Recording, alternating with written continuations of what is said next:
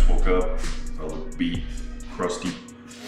That's probably why. So it's like, my watch says it's 2 p.m. It's not 2 p.m. That means I don't set that shit. 9:30. So 9:30. So I wake up whenever I wake up. Phil Monkey told me that he was outside, so I had to get up a little earlier than normal. And obviously we want to start the day good. So we got a full box of cookies here. I think we're gonna go to the gym. Maybe. My friends are already there. They didn't invite me. What car do you want to take? Spin the wheel. The problem is Brittany never fucking puts the keys back. Oh, that was a shitty spin. Ah! It's harder than it looks. It's a boat. Can't take the boat.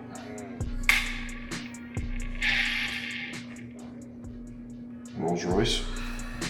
Alright, guess we're taking Rolls Royce.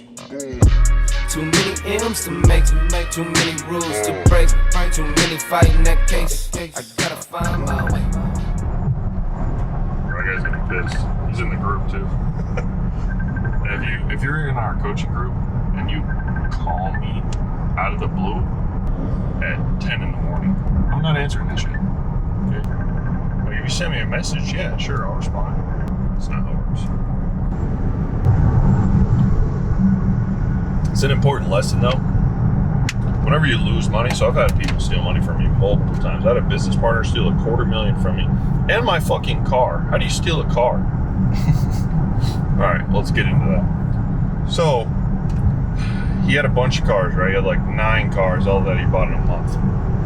And this was probably 5 years ago. So I was dumber and younger back then. And he bought 2 Range Rover SVRs. Okay, a white one and a black one. He's like, I don't really like the white one. Do you want it? I was like, yeah, what'd you pay for it? He paid $115. He's like, I'll give it to you for $100 just because I'm gonna lose money if I get rid of it. And I was like, all right, fuck it. So I gave him $100,000. Okay, and gave him the money, and I'm like, you know, title usually takes like a couple weeks to come in, whatever. It's not a big deal. But we wrote up like a little written contract, and I gave him the money. He gave me the car. And then after like 3 months, I was like, yeah, I don't have the title or anything. Turns out he leased the fucking car and wasn't making the payments on it. Perfect. So yeah, I ended up having to give that car back. Lost $100,000. Important lesson here. It's important to not focus on lost money. So many people get caught up on, and our first ever mastermind, we had a guest speaker. His name's Eddie Malouf. I think that's how you say it. Were you at that one? I don't even think you were renegade. No, okay. But Eddie said a very important thing that I think people should note. It's a lot easier to focus on making more money than it is to try and get old money back. So if you have like a hard loss, it is what it is. Learning lesson, move on. Make the money back. Don't focus on the lost money. Gang shit. Sponsored by Rise. Shout out Rise. I'm not sponsored, but I could be sponsored probably maybe if I wanted to. They wouldn't pay me, but I just go to the warehouse and steal shit. Old, rich, white people, you know. They don't really like it when you film here. Bobby, yeah. Woo! Damn, I ain't been broke in a minute. Don't get it fitted. Toe off the bow in a Bentley. Fucking your hoe in the kidney. Fuck up the city. So we got yelled at for recording in that gym because there's a lot of high profile people in there. There's no high profile people except for Trump, Elon, the president of South Africa. They were all there. They were talking shit. President Xi was there from China too.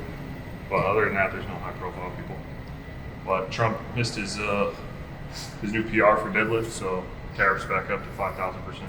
So when we got kicked out of the gym, it probably would have been best to just identify as a camera. What? Because they said you can't film in there. But if you identify as a camera, then that's like an ADA violation, right? But in Texas, they don't fuck with that. They would have still kicked you the fuck out. But if you're in California, I mean, you can identify as whatever you want. Loaf of bread, anything. They'll let that shit pass. But here you can't do that, which is one of the bad parts about filming in Texas. They don't let you identify as cameras. Pretty strict on the two genders only out here. I don't like to pay for premium, so we only put the lowest grade in here. I never keep cars enough long enough for it to break the cars. Gas is pretty low. It's like $3.50 a gallon. That's not bad. If we're in California, $140 to fill this up. I care a lot about the price of gas yet. I'll wait until I'll go to Costco over there, and I'll wait in like the 2-hour line so I can save like 9 cents on gas. It's worth it.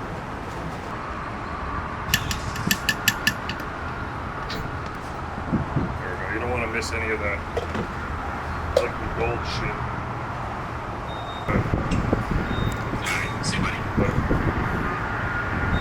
The majority of my day is literally just calls like that. I'll get probably 70 to 90 calls a day sporadically throughout the day. Majority of them start around noon. People generally don't call me in the morning unless something's really, really wrong. The majority of my life is just talking on the phone. Oh damn, I'm gonna fucking kill this Mexican. Holy shit. I was just fucking chilling on the road. See how many people they're fucking deporting out here? They literally just go to job sites and just fucking deport everybody. That's probably why my house slowed down. They probably did that shit at my house. We're gonna find out. I'm gonna head over there. If nobody's working, that's actually crazy that they do that. I don't really think that they should deport people who actually like work and are trying, you know. I was on board with the criminal deportation thing because that's absolutely crazy. You're here illegally, you commit crimes, and then they let you stay. That's fucking nuts. But yeah, people who are out here working hard, trying, I don't think they should be doing that. But again, I'm just a lowly peasant out in Texas. So maybe one day when I'm a upper class elite, like Orange Trumpy, then I can deport people too.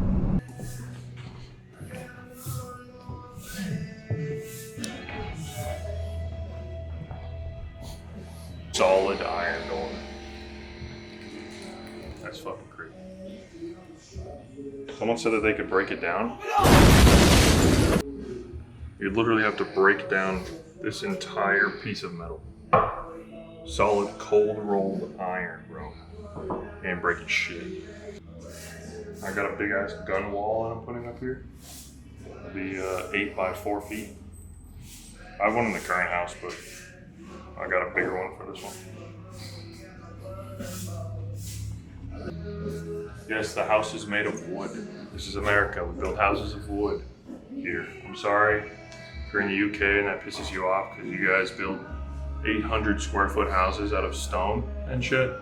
This is 9,000 square feet. They don't build houses out of stone here. I guess you probably could, but it'd be like, instead of $4 million, it'd be like 11. I'm not trying to do that. So this is downstairs closet. And then you go upstairs, 2-story closet. That's fire. I don't know if you guys have never built a $4 million house before, or just a custom house in general. It's a lot of fucking work. Okay, we're talking like 65 different meetings, and you have to design every single room. How do you want it to be? The square footage, like literally every single thing. What color do you want this? What light do you want in here? How many lights do you want? How many lights on the outside do you want? What kind of lights? Literally, you have 65 different meetings. Some of them are 3 hours long. Some of them are 9 hours long. So it's a lot of planning that goes into this. So 140-inch projector there. And I have surround sound and 3 subwoofers going in here. And you'll have elevated seating. Going to Chick-Fil-A. Good thing we came here peak time. It's like 12:15. There's 3 lines at Chick-Fil-A right now. So I'm sure this will go really smooth. Glad we didn't take a supercar, bro. I think it'd be overheating in this damn line. All the Chick-Fil-A employees, every time I bring them a McLaren, they're like, rev it. I'm like, dude, you can't rev a twin turbo. I mean, you can. It's just bad for it. And it sounds like ass. Like, ask me to rev the SVJ or something. Still haven't gotten paid for that, by the way. Jacob Cario. Give me 300 grand. Bitch ass. You shooting, you filming? Shout out to the vlog, man. They came up to Chick-Fil-A, man, got some good, we blessing them with some good food today, man. Shout out to y'all, man. Y'all take it easy, bro. Yeah, you too, bro. Take it easy, cameraman. Yeah, it was cool. Some people freak out when they're on camera. He was actually really nice about it. Yeah, it's like 50-50, dude. Some people freak out about it. Like at the gym? Oof. No. Yep. Too many high profile people there, dude. That Cowboys fit.